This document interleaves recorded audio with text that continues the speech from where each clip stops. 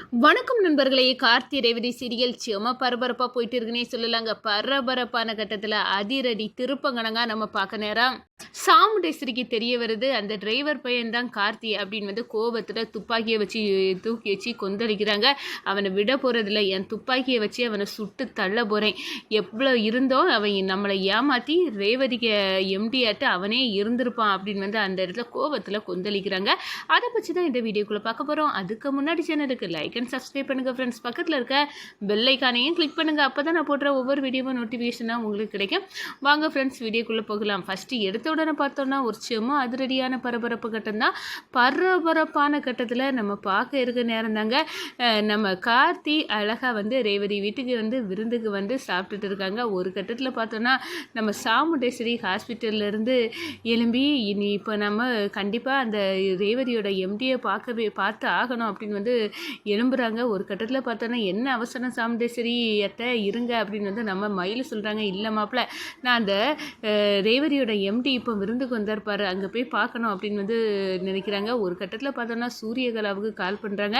சூரியகலா, ரேவதியோட எம்டியை நீ பார்த்தியா, நல்லா உபசரிச்சியா அப்படின்னு கேட்க நேரம், இல்லை நான் ஹாஸ்பிட்டலில் இருக்கேன், உனக்கு என்ன ப்ராப்ளம், உனக்கு என்ன நடந்துச்சு, எனக்கு ஒரே வயிற்றுப்போக்கு அப்படின்னு சொல்ல நேரம், அப்படியா இதெல்லாம் பார்க்க நேரம் இந்த டிரைவர் பையனோட தில்லாலங்கடி வேலையாக இருந்தாலும் இருக்கோம், நம்ம வீட்டில் உள்ளதுலே நம்மளுக்கு எதிராக சதி பண்ணி அந்த டிரைவருக்கு பையனுக்கு ஆதரவாக ஒத்துது, அப்படி ஏதாவது ஒரு பிளானாக இருக்குமோ அப்படின்னு நம்ம சாமுண்டேஸ்வரிக்கு ஒரு சந்தேகம் வருது. இதை எப்படி கண்டுபிடிக்கணும், நம்ம போகணும் இப்போ வீட்டுக்கு அப்படின்னு தடபுடலாக போய் எழும்பி போகிறாங்க. நம்ம மயில அத்தை கார் ஒன்றும் இங்கே இல்லையே, நில்லுங்க நான் காருக்கு சொல்கிறேன் அப்படின்னு நம்ம மயில் சொல்ல நேரம், அதெல்லாம் எனக்கு காரை வேண்டாம் ஒன்றும் வேண்டாம், இப்போ எனக்கு இருக்க அவசரம், அந்த டிரைவர் பையனா அந்த எம்டியோ ஒன்றா அப்படின்னு எனக்கு தெரிஞ்சிருக்கணும், அதுக்கு தான் இந்த ஆவேசம் அப்படின்னு நம்ம சாமுண்டேஸ்வரி நான் ஆட்டோவே பிடிச்சி போயிருக்கிறேன் மாப்பிள்ள அப்படின்னு சொல்லிட்டு ஆட்டோவை பிடிச்சி கடக்குன்னு ஓடுறாங்க. நம்ம மயிலே அடடா அத்தையா இப்படி கண்டுபிடிக்கணும்னு ஓடுறாங்க. இப்போ நம்ம சகலைகிட்ட சொல்லியே ஆகணும் அப்படின்னு கார்த்திகிட்ட கால் பண்ணி, இந்த பாரு அங்கேருந்து எஸ்கேப் ஆயிரு சகலை, ஏன்னா அத்தை அதுக்கு உன் மேலே சந்தேகப்பட்டு இப்போ அடிச்சா முடிச்சான்னு ஓடி வந்துட்டு இருக்காங்க, நீ அங்கே இருக்கிறது அவ்வளோ சரிப்படாது அப்படின்னு அந்த இடத்துல சொல்ல நேரம், சரி நான் போயிறேன் அப்படின்னு நம்ம கார்த்தி போயிடறாங்க. நம்ம சாமுண்டேஸ்வரி நிற்கிறாங்க.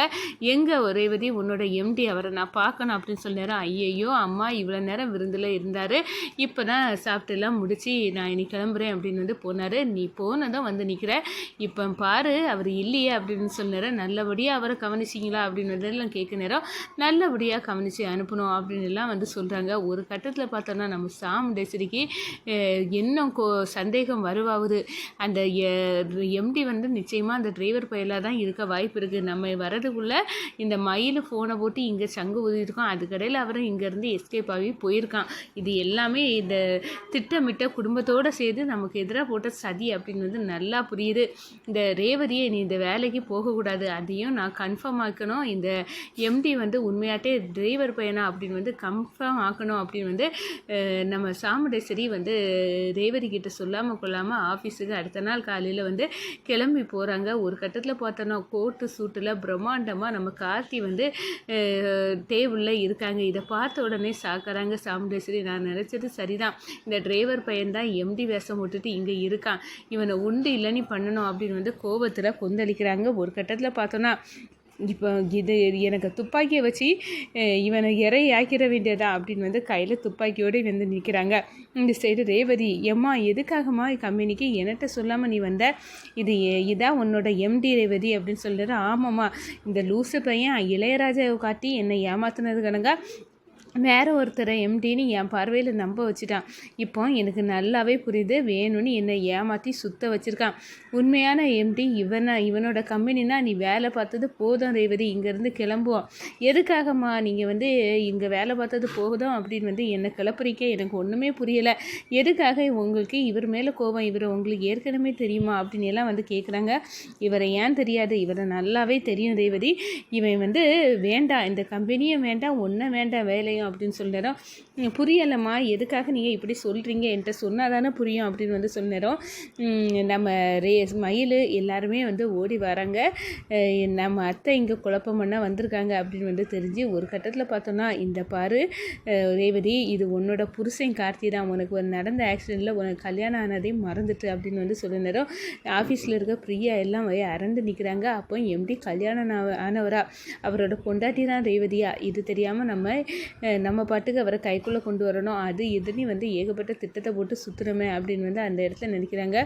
ஒரு கட்டத்தில் நீங்கள் குறுகுறுன்னு பார்த்தீங்களே கார்த்தி எம்டி சார், அதுக்கு பார்வைக்கு இதுதான் பதிலா அப்படின்னு வந்து நீங்கள் தான் என்னோட கணவரா, இதுவே எனக்கு தெரியாமல் இருந்திருக்கு, அப்போ பாட்டியோட பேரை நீங்கள் தானா அப்படின்னு தெரிஞ்சு ஷாக்கிங்காக இருக்காங்க. அப்போ தான் நம்ம சாமுண்டேஸ்வரி மயில் மாப்பிள்ளை என்ன இது ரேவதிட்டு தெரியக்கூடாதுன்னு மறைச்ச விஷயத்தெல்லாம் குட்டுன்னு வச்சுட்டிங்க, இப்போ ரேவதி என்ன முடிவெடுப்பா அப்படின்னு வந்து அந்த இடத்துல எல்லாரும் ஷாக்கிங்காக இருக்காங்க. அப்போ தான் நம்ம சாமுண்டேஸ்வரியை எதிர்த்து, அம்மா நான் வந்து எனக்கு வந்து நான் இவரை கல்யாணம் பண்ணியிருக்கேன்னு சொல்கிறீங்களா, அப்போ என்னோடய முடிவு வந்து நான் இவர் கூட தான் சேர்ந்து வாழ போகிறேன் அப்படின்னு வந்து அந்த இடத்துல வந்து சொல்கிறாங்க. ஒரு கட்டத்தில் பார்த்தோன்னா, அப்படி நான் இவரை கல்யாணம் பண்ணியிருக்கேன்னா உங்களுக்கும் இவருக்கும் என்ன பகமா, அது பகை வந்து நம்ம தாத்தாவோட பேரன் அப்படின்னு உள்ள உறவா, அப்போது நம்ம தாத்தாவோட பேரன் ஒருத்தரை வீட்டுக்கு வந்திருக்காருல அவர் யார் அப்படின்னு வந்து கேட்க நேரம் நம்ம மயில் வந்து சொல்கிறாரு, அது வேறு யாரும் இல்லை, மருதனி ஒருத்தவரை செட் பண்ணி இந்த பேரை வச்சு ஆள் மாறாட்டம் பண்ணியிருக்காங்க உங்கள் அம்மா அப்படின்னு வந்து அந்த இடத்துல சொல்லிடுறோம்.